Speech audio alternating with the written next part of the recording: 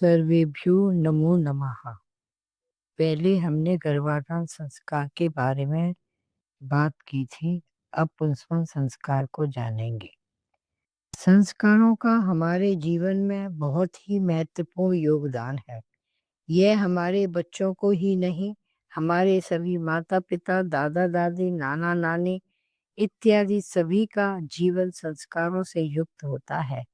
संस्कारों का मतलब है कि जब हम किसी कर्म को बार-बार करते हैं, यानी जब किसी की आदत पड़ जाती है, तो वह संस्कारों के रूप में हमारे चित्त में जमा हो जाता है। बस जब बिना सोचे-समझे, चाहे वह हमारे लिए हितकारी हो या ना हो, इसका भी जब हम बिना ख्याल करे, जब किसी कर्म को करते हैं, तो वह संस्कार हमारे जीवन के लिए कष्टदायक हो जाता है। तो संस्कार सोच समझकर कल्याणकारी कर्म करते हैं, उन्हें अच्छे संस्कारों के रूप में कहा जाता है और उससे हमारा जीवन सुखमय हो जाता है। यह संस्कार हम अपने उम, पूर्व जन्म तक ले जाने में भी सहायक होते हैं। संस्कार हम अपने बच्चों को पेट से ही देते हैं और यह क्रम हमेशा चलता ही रहता है, जिससे आने वाला जीवात्मा यानी हमारा बालक स्वस्थ, तेजस्वी, वर्चस्वी और ओजस्वी इत्यादि विभूतियों से योग प्राप्त होता है। पुंसवन संस्कार का समय गर्भ स्थिति काल से दूसरे व तीसरे महीने में यह संस्कार करना चाहिए। इस संस्कार में ईश्वर से प्रार्थना की गई है कि हे देवी, परमात्मा करे यह दिन रात यह गर्भ तेरे ही लिए उत्पादन शक्ति वाला हो। दोनों प्राण और अपान वायु उत्पादक शक्ति वाली हो। अग्नि और वायु का उत्पादक शक्ति समान हो। तेरे पेट में जो गर्भ है वह उत्पादक शक्ति वाला हो, वह वीर्यवान हो। हे देवी, तेरे लिए यह गर्व पूजनीय इंद्र ऐश्वर्य वाला दिव्य गुण युक्त वाला हो और तू उत्पादन शक्ति संपन्न वह वीर संतान को ईश्वर कृपा से प्राप्त हो और इस संतान के पीछे भी वीरवान संतान प्राप्त हो, ऐसी हम ईश्वर से कामना करते हैं। गर्भस्थ बालक प्राय तीसरे मास के बाद चौथे मास के लगभग फड़कने लगता है और चौथे मास में हृदय की गति भी प्रकट होने लगती है। सूत्रकार का मत है कि फड़कने से पहले पुंसवन संस्कार करना चाहिए। गर्भिणी स्त्री को कोई भी इस तरह का काम नहीं करना चाहिए, जैसे पाँव पर पाँव अधिक देर तक बैठना, ऊंचे नीचे स्थलों पर चढ़ना, उतरना, मल मूत्रों के वेगों को रोकना, अति परिश्रम करना, अति उष्ण पदार्थों का सेवन करना, भूखे रहना, चोट का लगना व बीमार होना, भारी बोझ उठाना, भयानक दृश्य देखना, अति हिलने वाली सवारी पर बैठना, तोप आदि के भयंकर शब्द सुनना, ऐसी औषधियाँ खाना जिससे गर्भ गिर जाए, शोक, भय, तेज जुलाब, विषय में पदार्थ इत्यादि का सेवन नहीं करना चाहिए।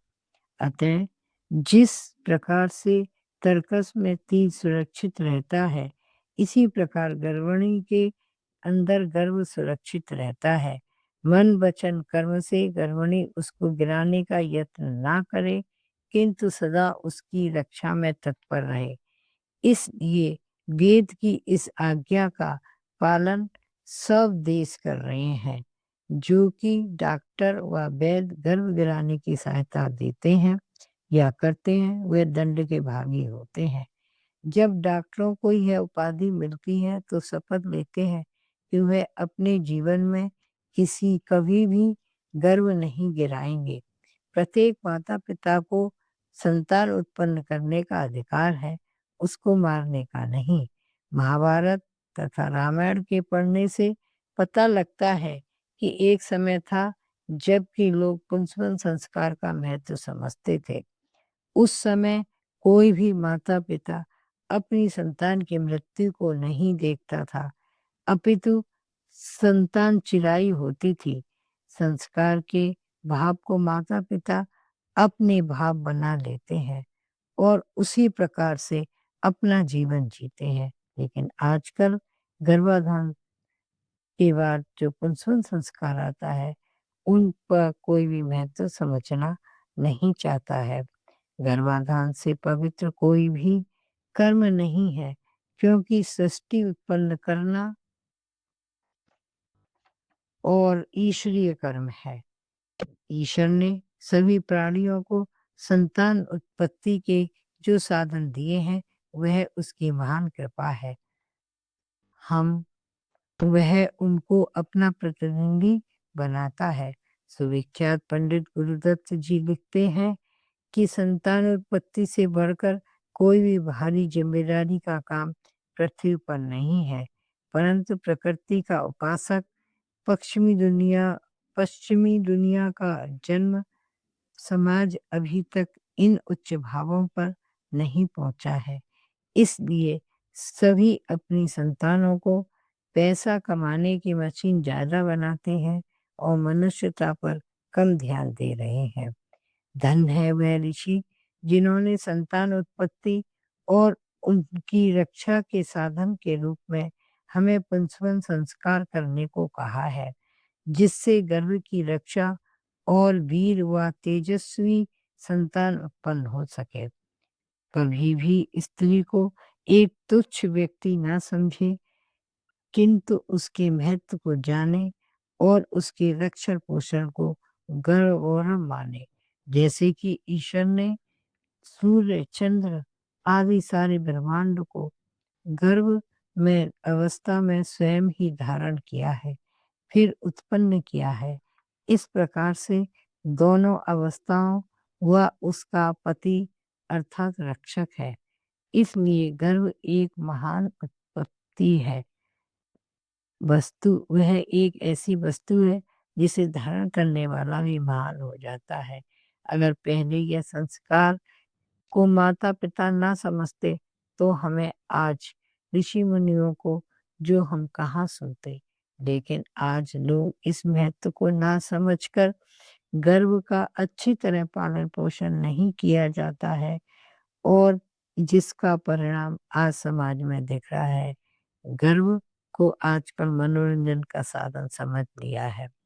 इसलिए गर्भिणी हमेशा अपने स्वास्थ्य का पूर्ण ध्यान रखे और अपने किसी अंग की हानि ना होने दे, ताकि संतान को किसी तरह की परेशानी ना हो। यदि दूध, फल आदि का सेवन गर्भिणी करती रहेगी, तो उसे अपच आदि रोग नहीं होंगे।